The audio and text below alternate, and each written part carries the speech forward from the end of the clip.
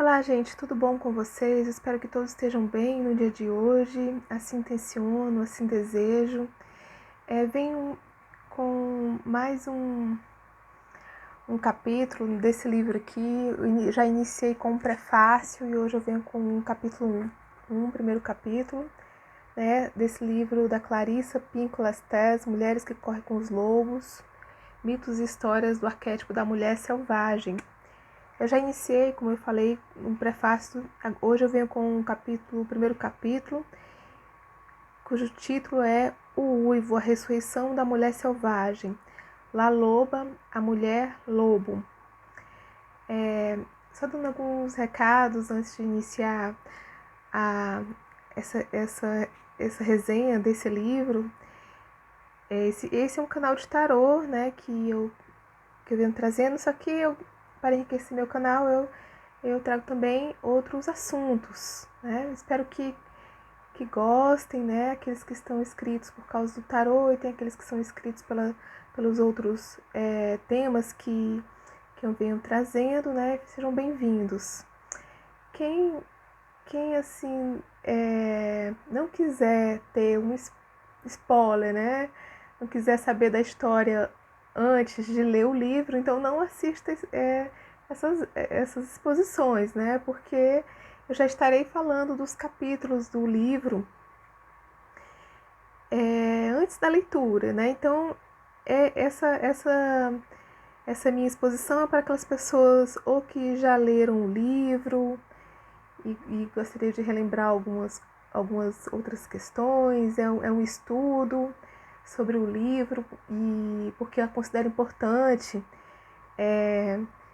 o que a autora traz, considero significativo, né? Um livro que toda mulher deveria, não só as mulheres como os homens também, ler.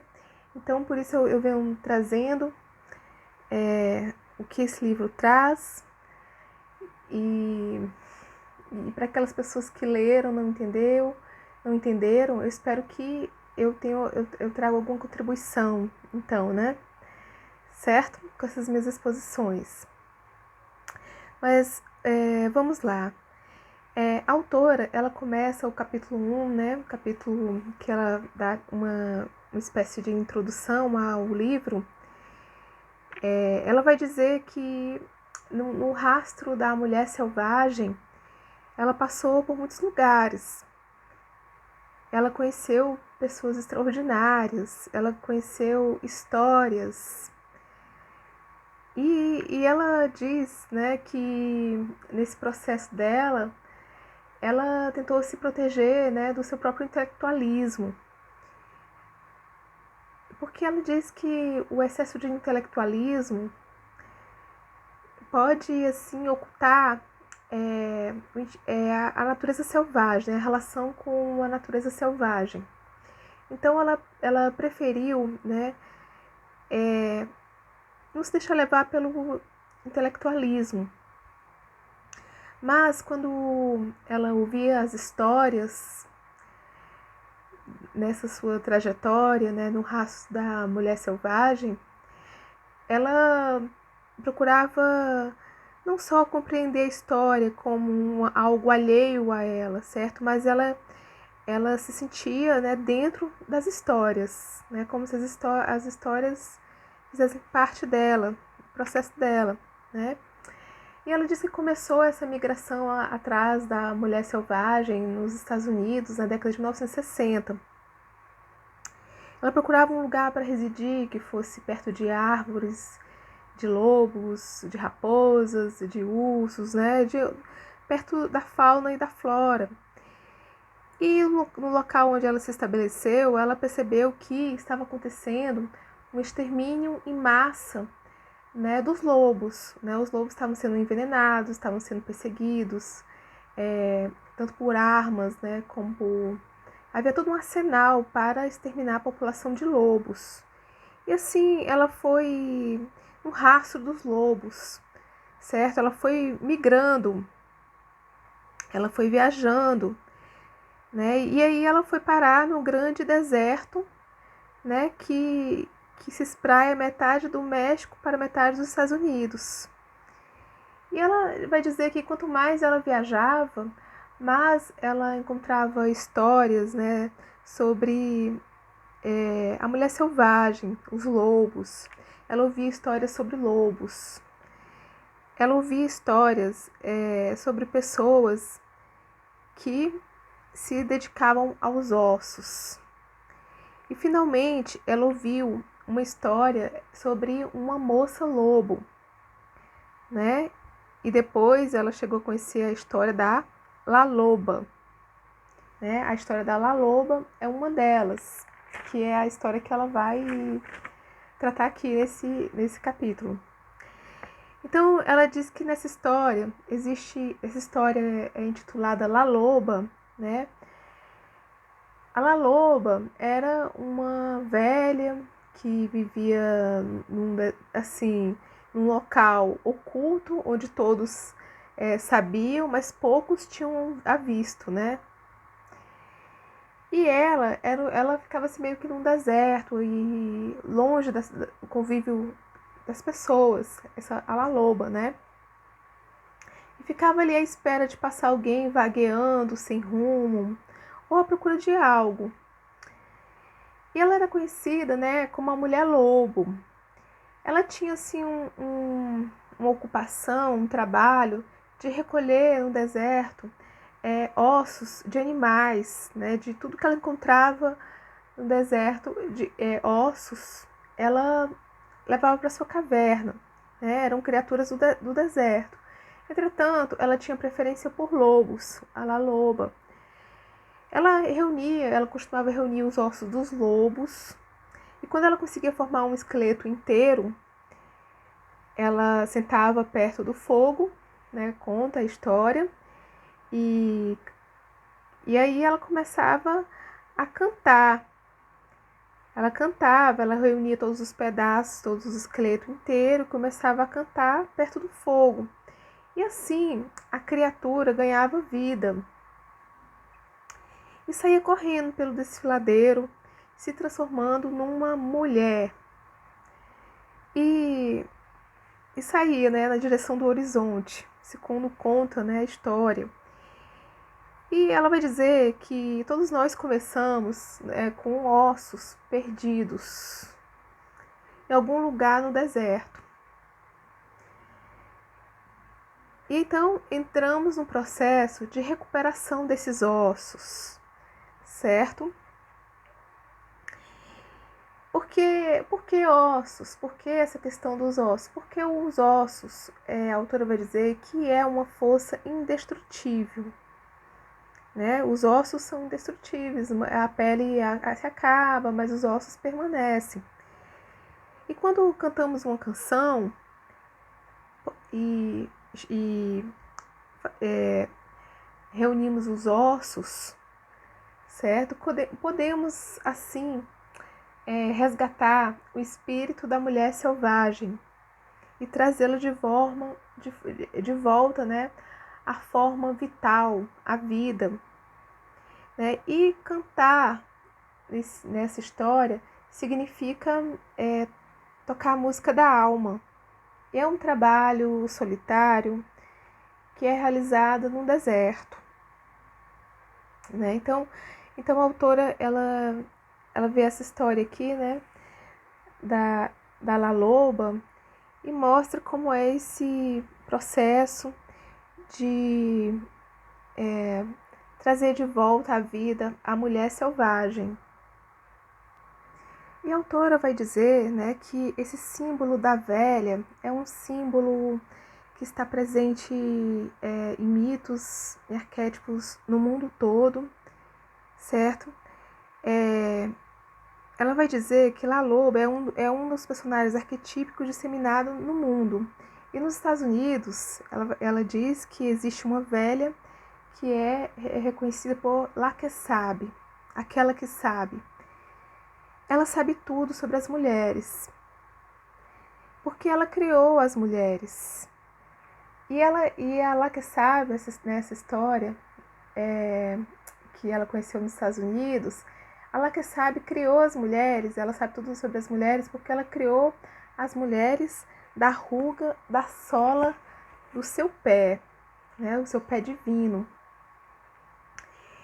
E é por isso, ela diz que as mulheres são criaturas cheias de sabedoria, porque elas são feitas da pele, daquilo que tudo sente, né? A solada do pé, a sola do pé tudo sente. E ela diz que ela conheceu uma índia que falou para ela que só começou a usar calçado e usou seu primeiro par de calçados, né, aos 20 anos de idade. E que mesmo depois de muito tempo, ela não estava acostumada com os sapatos, pois ela sentia como se estivesse caminhando com venda nos pés, né? O pé ter essa sensibilidade, né, de sentir.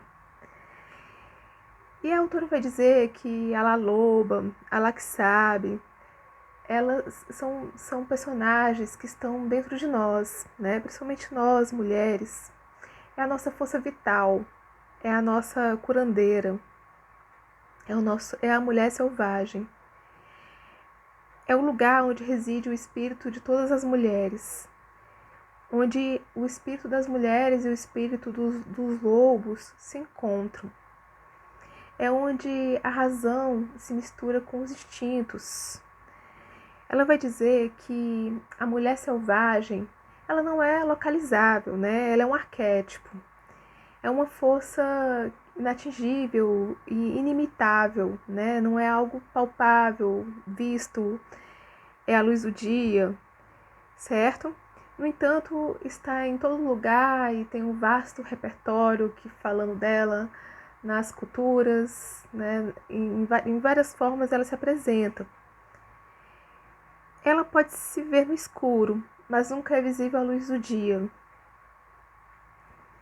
E ela vai dizer assim que tudo que tem valor psíquico só pode ser exprimido através da arte, né? Não através da razão. E assim fala o poeta, assim fala o oráculo, a autora diz. E aquilo que tem esse valor, ele sempre aparece. E mesmo depois que um acontecimento, ou uma situação, ou um mito, algo morre, sempre ressuscita, pois tem valor psíquico. E aí ela vai dizer que esse espaço que liga o nosso mundo, né, e esses personagens arquetípicos, né, recebe vários nomes, né, são situações assim que estão entre mundos. Ela vai dizer que Jung vai chamar isso de inconsciente coletivo. E ela vai dizer que uma vez que acessamos esse inconsciente coletivo, uma vez que acessamos essas fontes vitais, certo? Encontramos uma nascente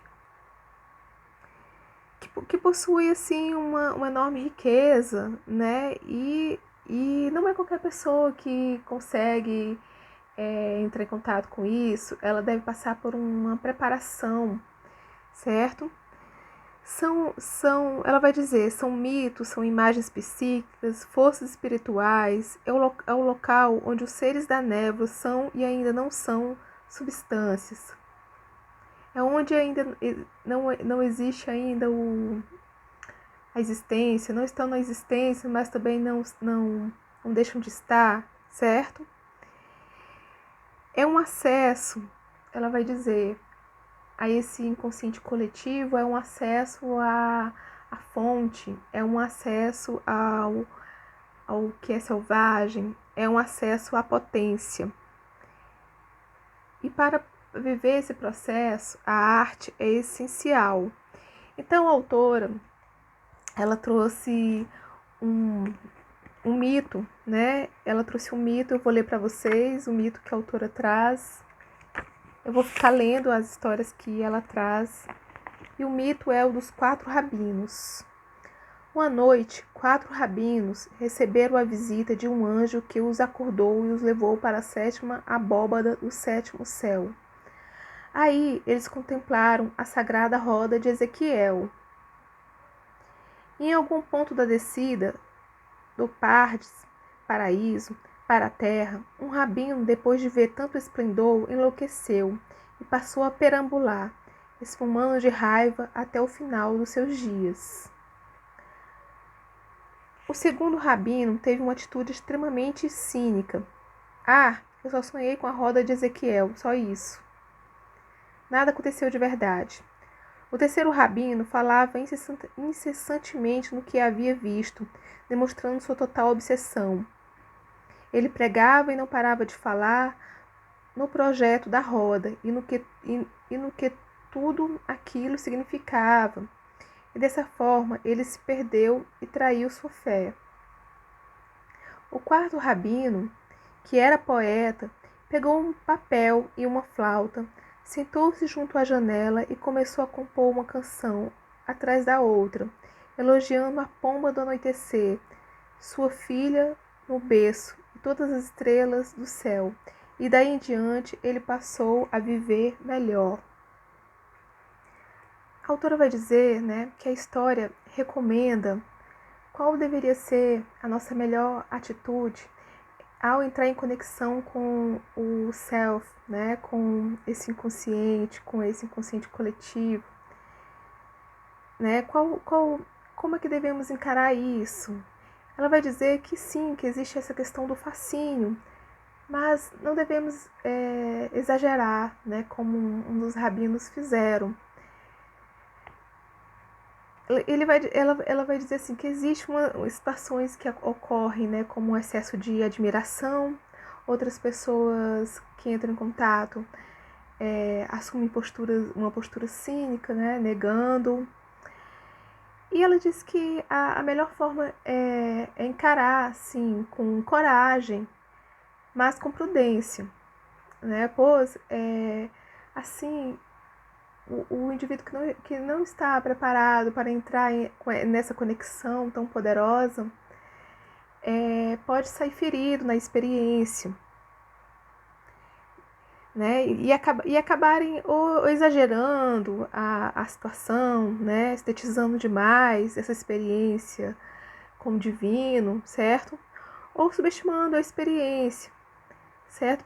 E se a pessoa não estiver preparada para lidar com tudo isso, elas acabam saindo feridas, E a melhor forma seria arranjar uma maneira, de sobreviver à experiência através da expressão, exprimir o que foi aprendido até a descida ou a subida nesse self selvagem, Ou seja, o que eu entendi aqui é através da arte. A La Loba, é esse nosso aspecto instintivo, nosso inconsciente instintivo, ela é aquela capaz de recriar o que está morto, porque ela tem uma faceta que existe em todas as mulheres, que é a questão da vida e da morte, Então, ela é uma mãe criadora e ela também é a mãe da morte. E ao voltarmos para nós mesmos, nesse processo de cura, devemos saber aquilo que está em nós, que deve morrer, e aquilo que está em nós, que deve viver. Então a mulher ela tem essa capacidade, essa percepção de saber aquilo que deve viver e aquilo que deve morrer, exatamente por esses ciclos naturais que existem no feminino, certo? E ela vai dizer, a mulher dos ossos contém conhecimento das sementes, das plantas, das raízes, dos rizomas, E ela vai dizer que a mulher no México são vistas como a luz da vida. E essa luz, ela não está localizada, certo? Essa luz da vida, que dá vida a tudo, não está localizada no coração, como podemos pensar, mas nos ovários. Pois é de lá que está armazenada todas as sementes que possibilitam a vida. Então a La Loba canta a partir do conhecimento contido nos seus ovários, e é assim que ela pode dar vida, fazer viver, ou deixar morrer. E assim, qualquer devastação a, que a mulher pode passar, pode viver, ela poderá ser corrigida, né, por esse processo de trazer a vida, né, trazendo uma nova semeadura. Pois dispor das sementes, como todas as mulheres dispõem, né, dessa força vital que está nos ovários, significa ter acesso à vida, como acontece nos ciclos constantes da natureza, certo? Que são esses ciclos de vida e morte. Então, quando precisamos da vida, temos que procurar a velha, a lá que sabe, a lá loba, para cantar sobre os ossos, né? E como já vimos, a lá loba, ela é uma recolhedora de ossos, né? Ela é uma força indestrutível, né? Uma força feminina indestrutível, que como os ossos tem essa capacidade de regenerar, né? De se renovar constantemente, certo? E os ossos nessa história da La Loba representa exatamente essa faceta indestrutível do self selvagem. A natureza instintiva, a natureza curadora, certo? O aspecto selvagem que se dedica apenas à liberdade.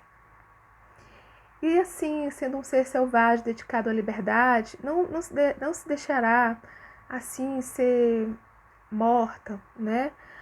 Por uma civilização morta, ok? Não, jamais aceitará os rigores, certo? Que uma civilização morta impõe, né, aos seres vitais. Então, dentro de nós vive essa mulher, a velha que recolhe os ossos, a curandeira, aquela que traz a vida. É um self animal instintivo que está em todos nós, inclusive nos homens, nas mulheres, certo? Esse self mulher-lobo deve ter liberdade para se movimentar, para falar, para ter raiva, para criar. La Loba é a guardiã da alma e ela tem conexão, certo? Diretamente com a alma, ela é a própria alma. Sem a conexão com ela, ficamos desalmados, perdemos a própria alma. E quem já não sentiu que perdeu a própria alma? E ela vai dizer, né? Muitas pessoas procuram a meditação, procuram o tarô, os oráculos, procuram a psicoterapia, né? Procuram as artes, fazem teatro, fazem poemas, cantam, muitas vezes com essa necessidade de reunir os ossos, trazer de volta a vida. É uma forma de sentar diante do fogo criador e cantar, cantar sobre os ossos, para trazer a alma de volta e assim passar por um processo de revitalização. Bom, gente, eu finalizo aqui este capítulo que eu adorei fazer. Espero que tenham gostado. Eu agradeço por quem assistiu. Muito obrigada.